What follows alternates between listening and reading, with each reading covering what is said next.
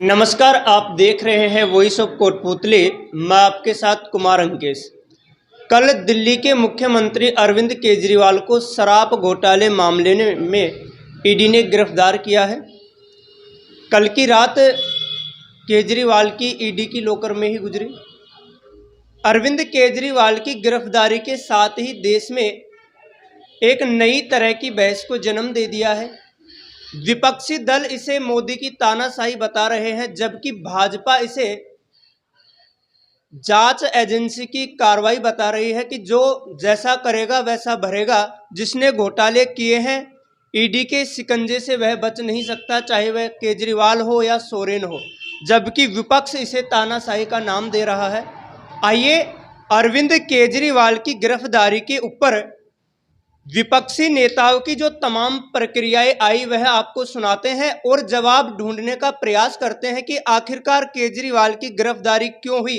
क्या वह राजनीतिक कारणों के शिकार हुए या फिर केजरीवाल ने वास्तव में ही घोटाला किया था। आप नेता गोपाल राय ने कहा है कि केजरीवाल के परिवार को केंद्र सरकार द्वारा नजरबंद किया गया है, तो वहीं आप नेता राघव चड्ढा ने कहा है कि केजरीवाल किसी व्यक्ति का नाम नहीं बल्कि एक सोच का नाम है जो कभी कैद नहीं हो सकती है। वहीं अगर हम बात करें पूर्व मुख्यमंत्री अखिलेश यादव की, तो अखिलेश यादव ने यहां बड़ा बयान देते हुए भाजपा को कहा है कि भाजपा खुद शिकस्त के बहमे कैद है, वो केजरीवाल को क्या कैद करेगी। तो वहीं कांग्रेस के राष्ट्रीय अध्यक्ष मल्लिकार्जुन खड़गे ने कहा कि भाजपा सरकारी संस्थाओं का दुरुपयोग कर विपक्ष को कुचलने का काम कर रही है। इसके इतर अभी कुछ दिन पहले ही राहुल गांधी को भी 2 साल की जेल कोर्ट ने सुनाई थी। अब राहुल गांधी ने केजरीवाल की गिरफ्तारी पर बड़ा बयान देते हुए मोदी को कहा है कि मोदी डरा हुआ तानाशाह है जो विपक्ष से और इस चुनाव में होने वाली हार से भयभीत है। वहीं कुमार विश्वास ने, जो आम आदमी पार्टी के संस्थापक थे और अरविंद केजरीवाल के प्रशंसक और दोस्त किसी जमाने में हुआ करते थे, कुमार विश्वास ने बड़ा बयान देते हुए ट्वीट किया है कि जो जैसा करेगा वैसा ही भरेगा, ऐसा हमारे वेदों में भी लिखा गया है। तो क्या अरविंद केजरीवाल ने जैसा किया है वैसा ही भर रहा है या फिर इसके पीछे कोई और ही खेल है। इसी बीच मशहूर पत्रकार रवीश कुमार ने ट्वीट करते हुए लिखा है कि क्या 2024 का रिजल्ट आज ही फाइनल हो गया। अब कोई भी सर्वे लाइए, कोई भी डेटा लीजिए, सब सही हो जाएगा। कहीं पर भी फिट कीजिए, सब सही हो जाएगा। 400 की जगह 543 लिख दीजिए, सब सही हो जाएगा। अब तो इस देश में विपक्ष का मुख्यमंत्री भी सुरक्षित नहीं है। सोरेन गिरफ्तार, केजरीवाल गिरफ्तार, कांग्रेस का खाता बंद, विपक्ष रहित चुनाव जनता तय करेगी या जांच एजेंसी तय करेगी, यह सवाल बेकार है। क्या रवीश कुमार के कहे अनुसार भारत में वास्तव में ही विपक्ष को कमजोर करने के लिए संवैधानिक जांच एजेंसियों का सहारा भाजपा ले रही है, या भाजपा और मोदी नए तरीके से एक तानाशाह बनने की दिशा में अग्रसर हैं।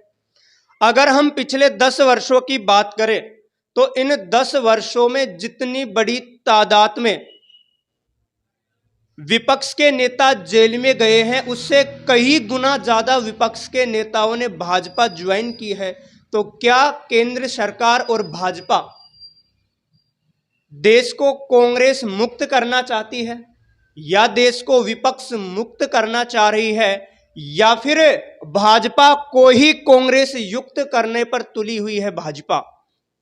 क्योंकि इन दिनों अगर देखें तो भाजपा में सबसे ज्यादा शामिल होने वाले नेता अगर किसी पार्टी के हैं तो वह कांग्रेस पार्टी के हैं।